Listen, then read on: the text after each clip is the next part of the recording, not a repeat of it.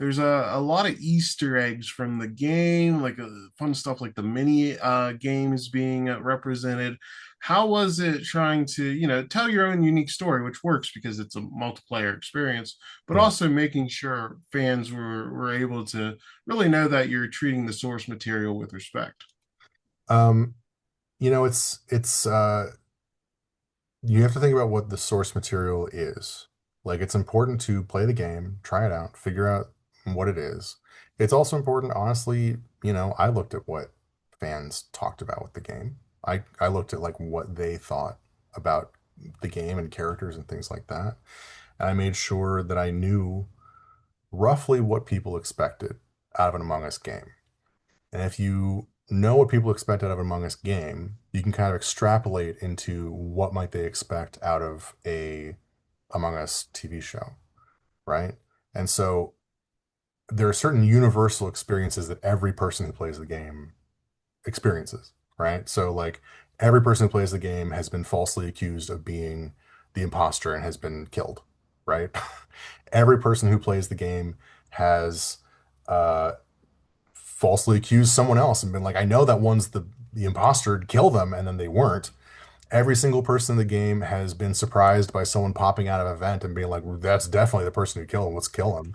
Like there are certain things like that that are just universal among us experiences. Or being like followed too closely by someone else or like whatever, stuff like that that just feels very universal in the game. And because those are universal game experiences, you make sure that's like, let's make sure that those are at least addressed in some sort of plot point in a way in the show. So I want to we when we were writing the show, we did sit down and go like, what has happened to you in the game? What's happened to you in the game? What's happened to you in the game? And like we wrote down all the different things that generally seem to be the same between all the writers and sort of worked off of that. That's really cool. And there's also almost like a meta element.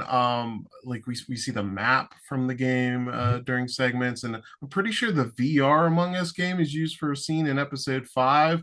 How was it kind of like sprinkling those in? Because I was getting a real kick out of that as a player of the game. That was very fun. I love that stuff. Like I um I wanted to make sure that the game that the show stands on its own, that any person who is watching the show doesn't need to have played the game. But anybody who has played the game is going to get little extra jokes and stuff here and there. Like the top-down view of them walking around or whatever. The top-down view of them walking around is like it's a fun visual sort of thing. Which, if you haven't played the game, you're just like, oh, it's like sort of a fun visual thing. But if you had played the game, you're like, oh, it's like the game, and it's kind of this other is enjoyable in a way. So I wanted to make sure that anytime that we included some sort of thing that the players would recognize, that anyone who is not a player would enjoy it on a level that is different. They can enjoy it on two different levels, but they both enjoy it no matter what. Yeah, that makes total sense. And I think my favorite bit from the show that I've seen so far is just everybody being so horny for Dan Stevens Blue. Yeah, I It's get it. so funny. Obviously, like Dan's a dreamboat, but like Blue just looks like the rest of them. So, No, how is no, it making sure? no. How is it making The sure? blue one's the hottest one. You can't tell the Yeah, difference.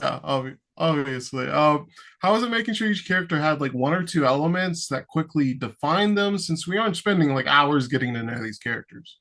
Yeah, it's hard. I've been working in the 11-minute format for, I want to say 13 years at this point. And so I've just gotten very good at how quickly can you get a point across in like 2 seconds. Um, and so that first episode where it's just a series of meeting different characters and going to different characters and stuff. Like you basically have 20 seconds to be like, how much information can I get across in 20 seconds? Um, and it's it's a difficult thing.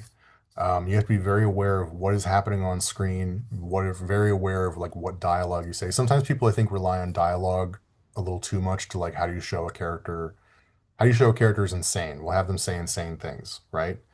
But So it's like for Lime, right? How do you show that Lime is a weird conspiracy theorist who's insane? Well, when Lime shows up, have them pop out of a vent, so they're already like weird, right? And then also draw them as squiggly, like draw a line to be a squiggly line sometimes. So it doesn't Lime doesn't look like the other ones. Lime is like a weird sort of wiggly looking thing. And so because of that, you're already like, this is a strange situation, a strange looking character. So things like that can really boost any sort of dialogue that you're going to do in there, which is something you can only really do in animation, which is fun.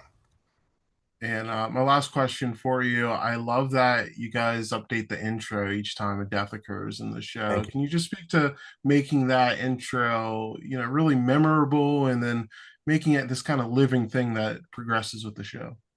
Yeah, so our board supervisor, Geneva Hodgson, I asked her to do the intro for us. I was like, I need the intro is going to have to be something where each character shows up on screen. They kind of do a little bit of who they are, and then also we're going to kill them in the end. So we need space for them to be dead and like all sorts of stuff. And she did the whole thing. And I had no notes. I just looked at it. I was like, this is great. Done. Let's do it. And uh, so it was fun to be like, okay, every time someone dies, they're going to be dead in the intro as well, which means like, oh, in the first episode, it's normal, and the second episode, there's one character that's dead, and you're like, oh, hi, he's dead, right? The character, they're dead. Um, but then by the time you get to the last episode, it starts getting real bleak. You know, like by the time you start getting to that last episode, you're like, oh my God.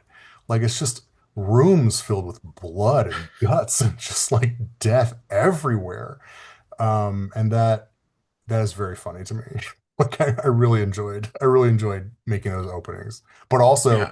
the openings were a little hard because sometimes we'd be like, so who's dead? This person dead and this person dead. Okay. Well, no, wait, that one's not dead. And then like have to be like, oh wait, take that one back, put that back. Like a lot of like that sort of thing. But yeah, it was a lot of fun. That's really cool. I can't wait to see the rest of the openings. Thank you so much for your time, Owen, and congrats on the show. It turned out really well.